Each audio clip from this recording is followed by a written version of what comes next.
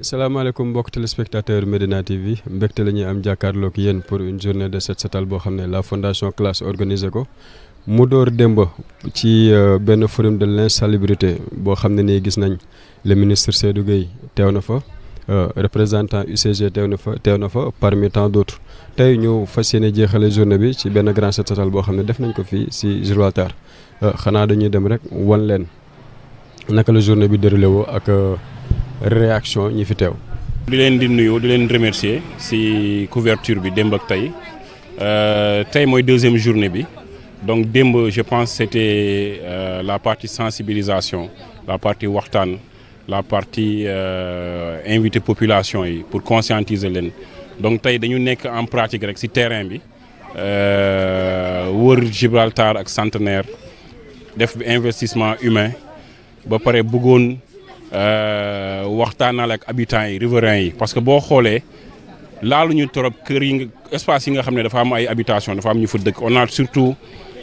laal ay espace neutre donc espace neutre yi juste pour woon exemple habitants yi ñun bu ñu defee espace neutre yi yéen boo leen defee seen buntu kër dinañ am dara à la fin de la journée donc sensibilisation bi c'est vrai que démb la commencé mais tey sur le terrain ak pratique bi looloo doon objectifu journée bi tey pour ñu mën a am gars yi tam bu subaa ñoom tam ñuy balee seen buntu kër di nettoyer seen buntu kër. waaw sensibilisation bi comme ni ñu koy wax démb rek question d'engagement la question d'éveil la parce que la question de l'environnement c'est une question vitale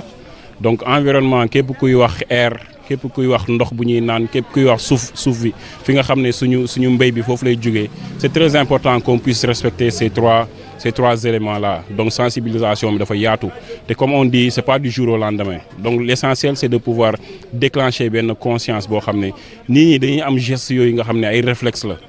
petit à petit peut-être mënuñu ko régler tey mais petit à petit ni ñu am éveil boobu pour nit ñi commencer xalaat ni suba bu ma polluer ndox bi du ma am jën bu may lekk du ma am nourriture sama air bi bu polluer peut-être après dina am ay problèmes respiratoires ak yooyu donc c'est très important donc sensibilisation bi on a d'autres programmes yoo xam ne dañ koy développer encore plus sur le temps si lépp luy environnement pour mën a consolider li ñu commencé démb. donc démb ak UCG yi ñu amoon comme partenaires yi doon animer forum bi on a parlé d'un comité de quartier donc comité de quartier bi day interpeller différentes organisations yu nekk ci quartier yi muy ASC muy bàjjen gox muy chef de quartier ñu toog ensemble ak UCG waxtaan donc loolu foofu la ñuy démarrer sensibilisation bi ku ci nekk boo duggee sa biir kër wala nga dellu sa biir association nga mën a commencer yow tamit sensibilisation bi donc petit à petit de bouche à oreille surtout en montrant l'exemple aussi et en étant très résilient je pense qu'on va y arriver ça va pas être facile. Ça va prendre du temps mais l'essentiel c'est de pouvoir répéter pour nit ñi mën a am loolu man bu ma ci waxtaan ak yow moom boo ma rombee ci mbedd bi nga yor looy sànni sax peut-être boo ma gisee di nga am kersawu sànni ko donc yooyu ay gestes la yoo xam ne des gestes de tous les jours yoo xam ne dañ ciy engagé wu pour mën a éradiquer insalubrité bi. non du ma wax des na lu bëri sax damay ne des na lu bëri côté engagement bi ak engouement bi parce que démb ministre Seydou Gueye mu ngi koy wax bu doon musique lañ teg wala noos ñii dinañ fa bëri parce que je pense qu'on n'est pas conscient de combat yi ñuy am donc il a parlé de l'Afrique étant le pays qui pollue le moins mais qui est le plus affecté donc la ma siy dolli ko on a moins de moyens encore plus pour xeex loolu donc lu ñu mën a def mooy prévention donc prévention boobu mooy waxtaan bi mooy créer esprit patriote boobu parce qu'à la fin de la journée bu ñu defaree suñu environnement suñu survie en tant que être humain la ñuy sauvegarder donc conscience boobu il faut que ñu yeeku ci nit ñi pour ñu xam c'est quoi les réels enjeux c'est pas juste de génn ci mbedd bi di bale et tout il y a des conséquences am na ay nit yoo xam ne mauvais environnement moo tax ñuy feebar les maladies respiratoires et tout day reyee et c'est des choses yoo xam ne nit ñi xamuñu ko parce que am na benn partie éveil benn partie conscientisation boo xam ne war nañ ko def peut-être ñu organiser yeneen discussion yoo xam ne les conséquences de tous ces problèmes là mais on doit même plus parler de l'insalubrité ou bien de la saleté on doit surtout avoir un langage positif donc la salubrité le challenge de la salubrité la propreté xam nga foofu la ñu war a tourner wee esprit yi pour ñu commencer xalaat positif boobu bàyyi xalaat négatif bi si lépp li nga xam ne dafa tilim foofu pour man foofu la combat bi nekk. waaw donc développement durable pour man xale yi lañ koy commencer wee qu'on puisse déjà avoir des discussions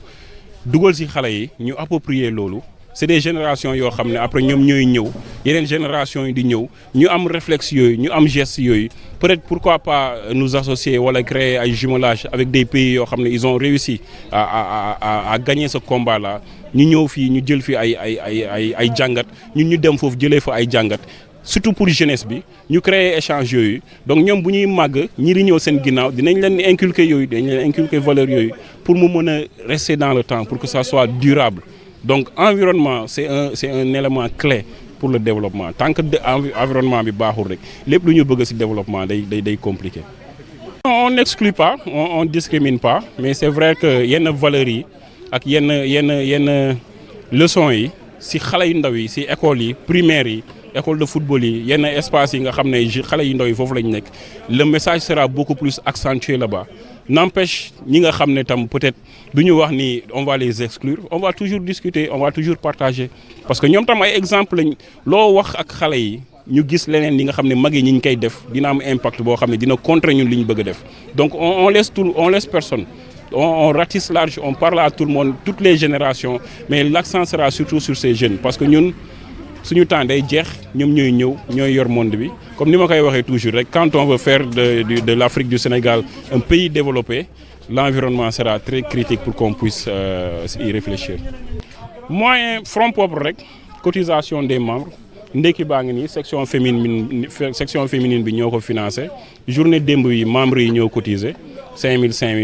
10 000 ku nekk li nga mën rek donc c'est comme ça qu'on a réussi à faire la journée d'hier on a dépensé presque 300 000 francs ci journée démb bi tey ndekki bi ñemewu ma sax laajte ñaata la donc c'est les femmes braves de la section féminine yoo xam ne ñoo ko def donc pour man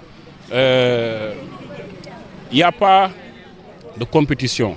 à la Médina on n'est pas là pour compétir donc bu ñu amee un groupe de jeunes bénévolement désintéressement boo xam ne dañ koy wone pour mën a développer pour mën a defar pour mën a liggéey lii je pense que bu ñu amee ñeneen ñoo xam ne dañ ñuy dooleel ça va être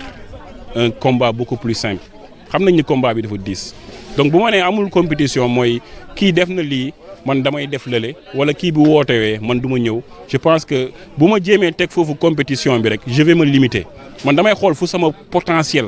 yem du ma romb Lamine def na 10 ma def 11 rek taxaw foofu peut-être mën naa 20 mais dama def 11 rek parce que xam naa ni gagné naa Lamine mais esprit boobu pour man dama ko gis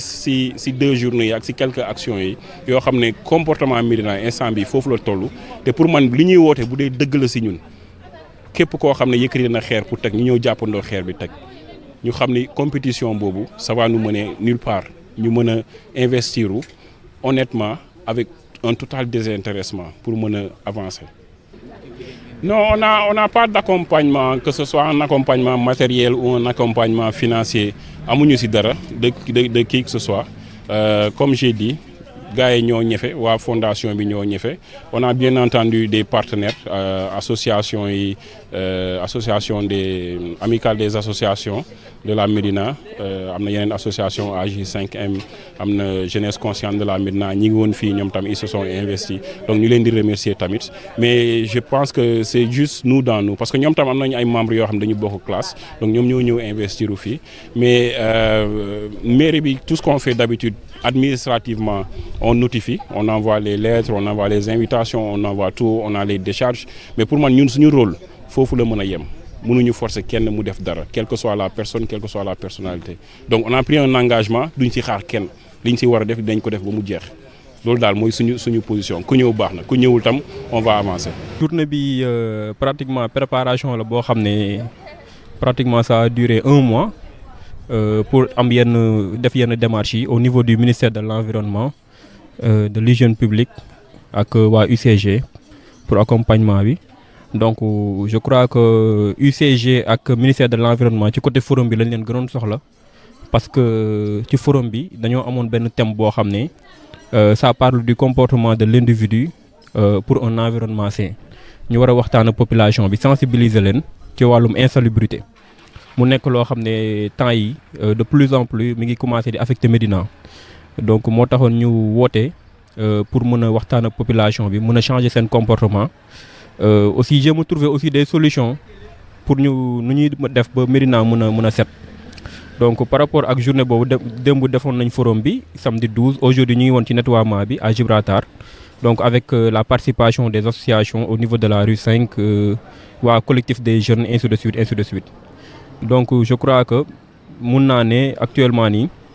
on a une parfaite réussite de cette activité parce que ñëpp wuyu si nañ ñu te yaakaar naa ni objectif bi moo ne woon sensibiliser ensuite nettoyer mais aujourd'hui nettoyer c'est bon mais ne pas salir est encore mieux donc bëgg nañ tey jii li nga xam ne moom lañ def fii Gibraltar nga xam ne mooy propreté bi fi am nii actuellement nii bëgg nañ mu am suivi mu am entretien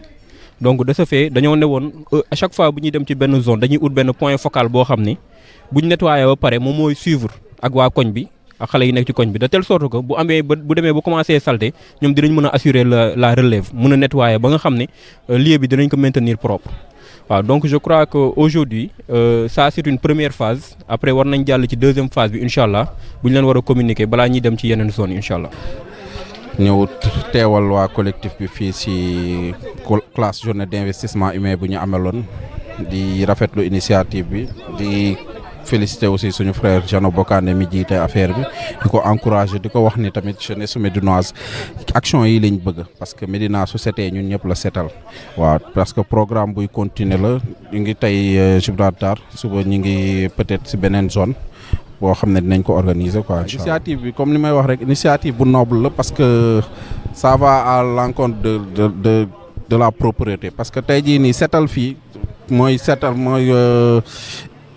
rassurer la population mooy indi tamit santé ci population bi ça veut dire que tey jii nii jéego yi nii dañ ko war a encourager ba pare population bi dañ ci war a gën a génn di ci jàpp quoi parce que gox bi su setee suñu fierté la ñun ñëpp.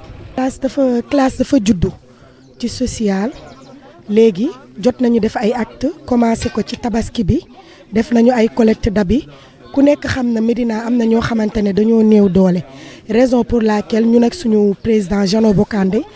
ñu defoon benn engagement def ay collecte d'habits jëlaat ay xaalis jënd quelques habits offrir ko à des familles diminuées bi loolu weesoo tamit ku nekk xam na ni dafa am ay sensibilité yoo xamante ne genre lakk yàlla nañ ci yàlla musal mais dafay faral di bëri di am ñu ut ay extinction distribuer ko ci mosquée yi pour jëye ñaanuñu ko yàlla bu amee ñu xool nuñ koy fayee en plus de cela def nañ ci ay formation pour gars yi nuñ koy utiliser bi loolu weesoo tamit def nañu ay formation ci cours de vacances bi informatique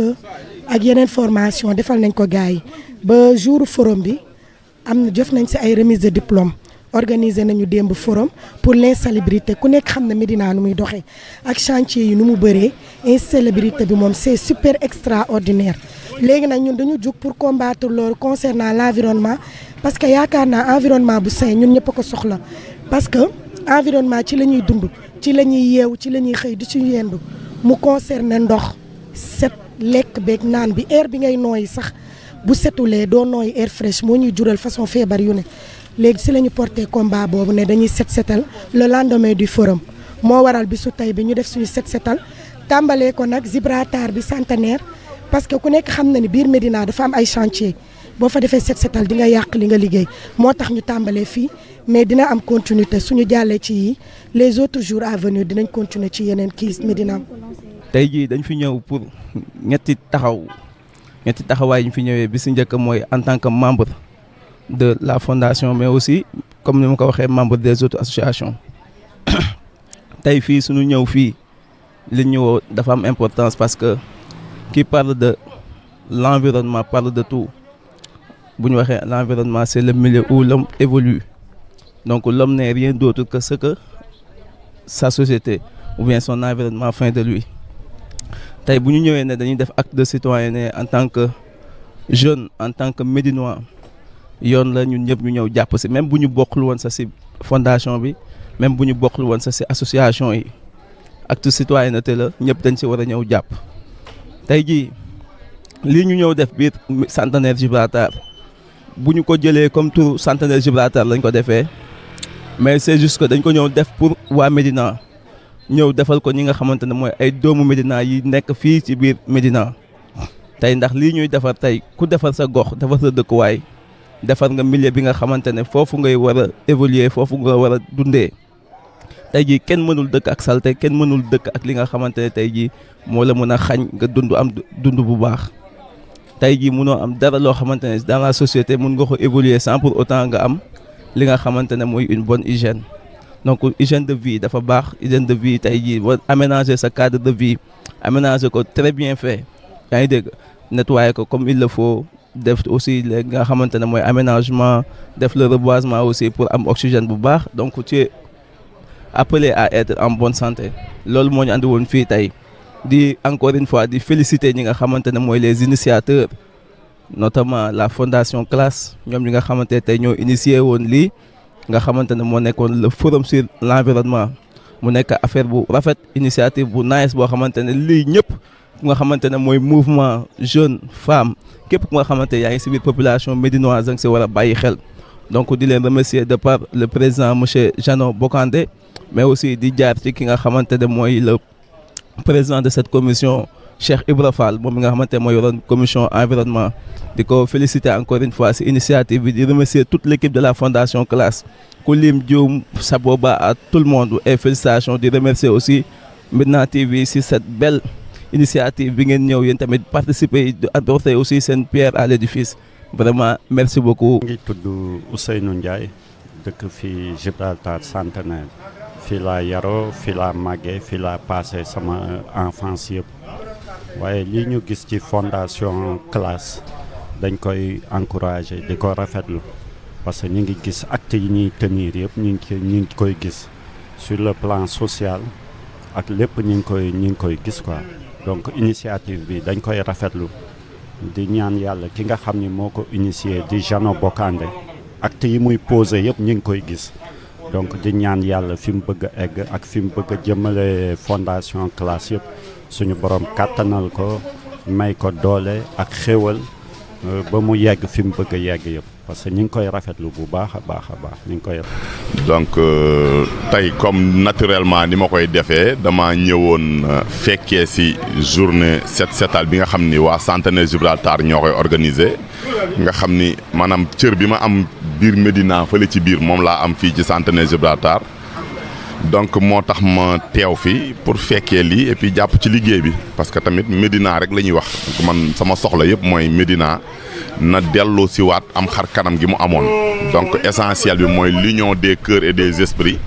moo tax tey jii ma bàyyi sama yitte yëpp ci dimanche bi ñëw fekkee journée bi. waaw mais xam nga dama ko wax yaa de cela une semaine wala deux ne yu mel nii dafa war a law maanaam xëy na mënuñoo jox nit ñi liggéey mënuñu leen jox yenn affaires yu bari parce que xëy na suñu moyen yeggul foofu mais li nga xam ne dañ ko bokk muy salubrité ak yooyu mën nañ fexe ba jàpp ci suñuy modeste moyen su ko defee suñuy doom yi suñuy yaay ak ñun suñu bopp ñu mën a nekk ci quartier yoo xam ni du salte duñu feebar te loolu je crois que ni initiative bu baax la et j'espère que ni ñeneen ak ñeneen dinañ topp mouvement bi